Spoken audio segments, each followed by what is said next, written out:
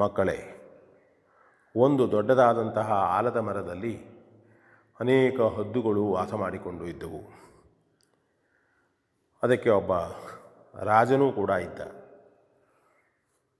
ಒಮ್ಮೆ ಬರಸಡಿಲು, ಭಯಂಕರ ಬಿರುಗಾಳಿ ಭಾಳಷ್ಟು ಬಂದು ಆಲದ ಮರವು ಕೂಡ ರಂಗೆಗಳನ್ನು ಮುರಿದುಕೊಳ್ಳತೊಡಗಿತು. ಹಾಗೆ ಅವೆಲ್ಲ ತುಂಬ ಚಳಿಯಾಗಿ ನೀರಲ್ಲಿ ನೆನೆದು ಹದ್ದುಗಳು ಹಾರಾಡುತ್ತಿದ್ದಾಗ ಇದನ್ನು ನೋಡಿದಂತಹ ಒಬ್ಬ ವ್ಯಾಪಾರಿ ಹದ್ದುಗಳ ಬಗ್ಗೆ ಅನುಕಂಪವನ್ನು ತೋರಿಸಿದ. ಅಯ್ಯೋ ಪಾಪ, ಎಲ್ಲ ಹದ್ದುಗಳು ಮಳೆಯಲ್ಲಿ ನೆನೆದಿವೆ, ಎಷ್ಟು ಚಳಿ ಆಗ್ತಾವೆಯೋ, ಮನೆಗಳನ್ನು ಕೂಡ ತೊಳೆದುಕೊಂಡಿವೆ ಮಳೆಯಲ್ಲಿ. ಹಾಗಾಗಿ ಅವಕ್ಕೆ ಬೆಚ್ಚಗಾಗುವುದಕ್ಕಾಗಿ ಆ ವ್ಯಾಪಾರಿ ದೊಡ್ಡದಾದಂತಹ ಬೆಂಕಿಯನ್ನು ಹಾಕಿದ. ಅತ್ಯಂತ ಸಂತೋಷದಿಂದ ಆ ಹದ್ದುಗಳೆಲ್ಲ ಬೆಂಕಿಯ ಸುತ್ತಲೂ ಬಂದು ಚಳಿ ಕಾಯಿಸಿಕೊಂಡರು.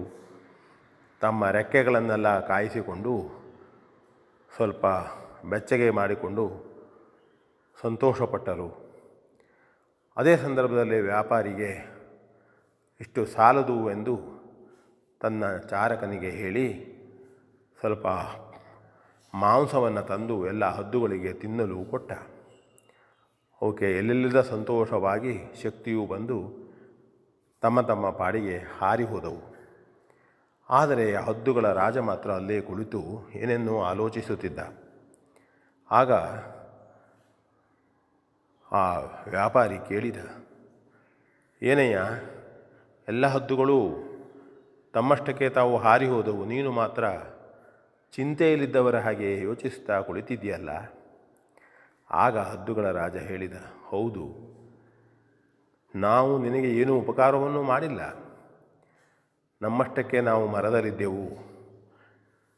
ತೊಂದರೆಗೊಳಗಾದಾಗ ನಮ್ಮನ್ನು ರಕ್ಷಿಸಿದೆ ನೀನು, ನಮಗೆ ಸಹಾಯ ಮಾಡಿದೆ.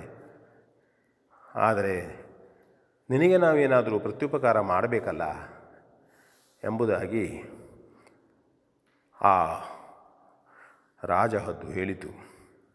ಆಗ ವ್ಯಾಪಾರಿಗೆ ಆಶ್ಚರ್ಯವಾಯಿತು. ಅಯ್ಯೋ, ಇವತ್ತು ಮನುಷ್ಯರೇ ಉಪಕಾರವನ್ನು ಸ್ಮರಿಸುವುದನ್ನು ಮರೆತಾ ಇದ್ದಾರೆ.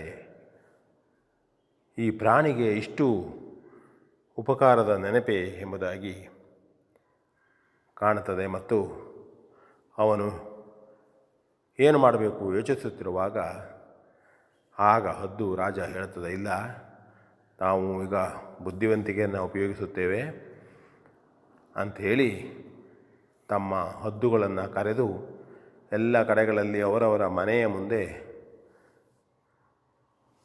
ಹಾಕಿದಂತಹ, ಒಣಗಲು ಹಾಕಿದಂತಹ ಉತ್ತಮ ಬಟ್ಟೆಗಳನ್ನು ತಂದು ರಾಜನಿಗೆ ಕೊಡಿ,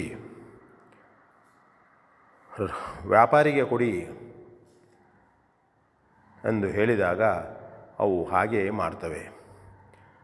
ಕೊನೆಗೆ ಇದು ಆ ಊರಿನ ರಾಜನಿಗೆ ಗೊತ್ತಾಗ್ತದೆ. ಅವನು ಈ ಹದ್ದುಗಳನ್ನು ಹಿಡಿಸ್ತಾನೆ. ಹದ್ದುಗಳು ಹಿಡಿದುಪಟ್ಟಾಗ ವಿಷಯ ಎಲ್ಲ ಹೇಳ್ತವೆ. ಅವು ಏನು, ಯಾಕೆ ಈ ರೀತಿಯಾಗಿ ನಮ್ಮ ಊರಿನಲ್ಲಿರುವ ಸಾಮಾನ್ಯ ಜನರ ಬಟ್ಟೆಗಳನ್ನು ತಂದು ಅವನಿಗೆ ಕೊಡ್ತಾ ಇದ್ದೀರಲ್ಲ, ಪಾಪ ಅಲ್ವೋ? ಆಗ ಆ ಹದ್ದುಗಳ ರಾಜ ಹೇಳಿದ, ಹೌದು, ಆದರೆ ನಮ್ಮ ಕತೆ ಹೀಗಾಗಿದೆ. ಆ ವ್ಯಾಪಾರಿ ನಮಗೆ ಮಾಡಿದ ಸಹಾಯಕ್ಕಾಗಿ ನಾವು ಈ ರೀತಿ ಮಾಡ್ತಾ ಇದ್ದೇವೆ. ಆಗ ರಾಜನಿಗೆ ಆಶ್ಚರ್ಯವಾಯಿತು. ನಮ್ಮ ಮನುಷ್ಯರಾದಂಥವರು ಮಾಡಬೇಕಾದಂತಹ ಆಲೋಚನೆಯನ್ನು ಈ ಹದ್ದುಗಳು ಮಾಡ್ತಾ ಇವೆಯಲ್ಲ ಅಂಥೇಳಿ, ಅಯ್ಯೋ, ನೀವು ಒಳ್ಳೆಯ ಕೆಲಸ ಮಾಡ್ತಾ ಇದ್ದೀರಿ. ಆದರೆ ಒಬ್ಬನಿಗೆ ಉಪಕಾರ ಮಾಡುವುದಕ್ಕಾಗಿ ಇನ್ನೊಬ್ಬರಿಗೆ ಅಪಕಾರ ಮಾಡಬಾರದು, ಅದು ನಿಮಗೆ ತಿಳುವಳಿಕೆ ಬರಲಿಲ್ಲ. ಆದ್ದರಿಂದ ನಿಮ್ಮ ಒಳ್ಳೆಯ ಕೆಲಸಕ್ಕಾಗಿ ನಿಮ್ಮನ್ನು ಬಿಟ್ಟು ಬಿಟ್ಟಿದ್ದೇನೆ ಅಂಥೇಳಿ ಆ ಹದ್ದುಗಳನ್ನೆಲ್ಲ ಬಿಟ್ಟು ಬಿಡ್ತಾನೆ.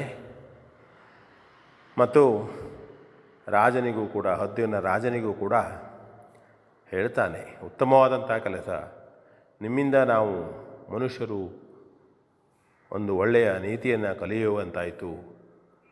ಅತ್ಯಂತ ಮೇಲಿನ ಜನ ಮನುಷ್ಯರೆಂದರೆ ಬುದ್ಧಿವಂತರು ಎನ್ನುವರೇ ಇವತ್ತು ಉಪಕಾರ ಮಾಡಿದವರಿಗೆ ಅಪಕಾರ ಮಾಡುವಂಥದ್ದು, ಅಪಕಾರವನ್ನೇ ಮಾಡುವಂಥವರು ತಯಾರಾಗ್ತಾ ಇದ್ದಾರೆ.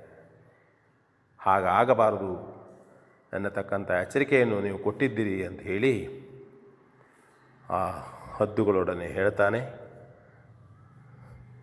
ಇದೊಂದು ಕತೆ. V N Bhagavat, Baraballi.